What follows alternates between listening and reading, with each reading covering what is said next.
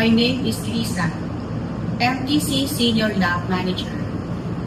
Maria Teresa Commercial Incorporated was established in 1969 in the Philippines and started its optical laboratory operations in 1982.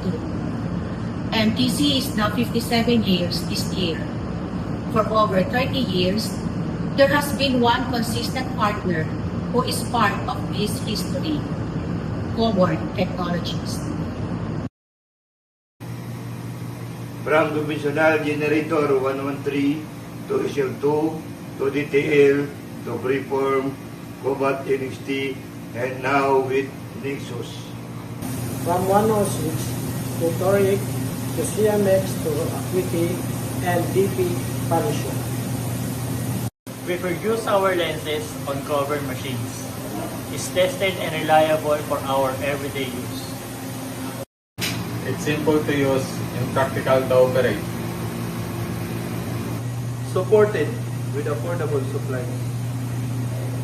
Concern from sales and upper management is felt from the long time camaraderie. In times of machine trouble, Coborn service team is just one call away and will immediately be on site in less than 24 hours.